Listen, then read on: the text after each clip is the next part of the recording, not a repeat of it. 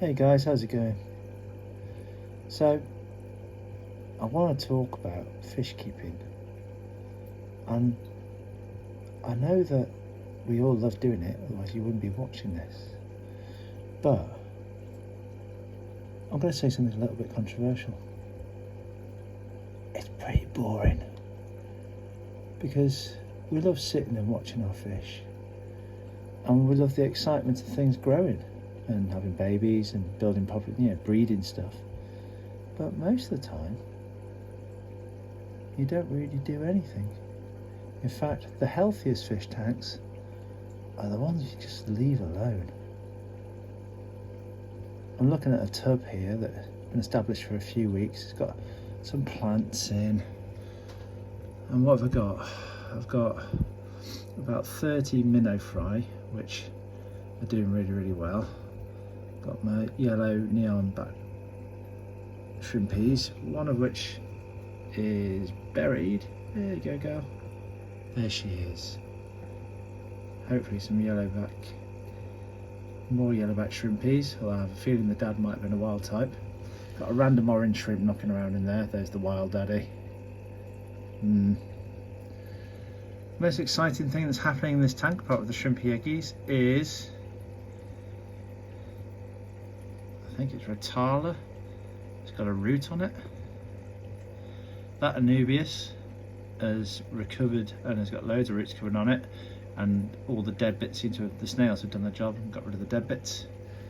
And this tiny baby Anubias, zoom in, has got some tiny little leaves growing on it and it's looking great. This is all good, but it's taken weeks. But that's fine. You know? It's not about instant gratification. But it's just funny because it's boring and exciting at the same time. I could watch this for hours. Not everyone can. I'm gonna move over to the next tank.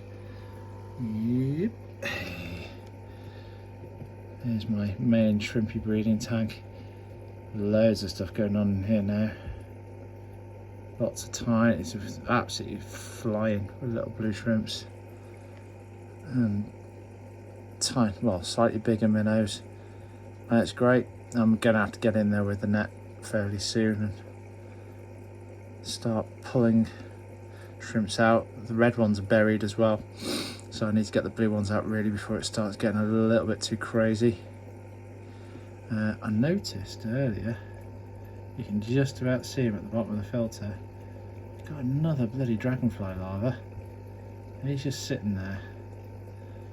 I'm gonna have to get him out before he gets much bigger.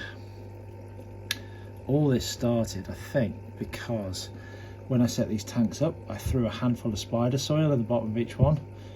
And obviously spider soil, because you're going to keep spiders, doesn't have any kind of insecticide or anything in it. It's not been treated. And that has obviously meant that there were some dragonfly eggs in there somehow. And I've pulled, what, 5 I think out of this tank, and there's another big bad boy in there. They seem to live inside the filter, so every so often one comes out, so I'm going to have to get rid of it. Worst thing I did, setting up these tanks. Yeah, that's having a good scuff. One thing I've also noticed recently is that nobody in my tanks likes the Hikari algae pellets. I thought I'll treat them and get some expensive algae pellets, and no buggers touched them at all. In fact, there's the remains of one on there. I'll just get my tweezers in there and stir it up, and the fry will eat it and the shrimpies will eat it. But as it stands, the shrimps have got in and picked a little bit, but really they've not touched it. So the good old aqua dip spirulina tablets are the way to go for me. Everyone loves those. And here's my main minnow tank over here. Garlic, as always. They're in rude health.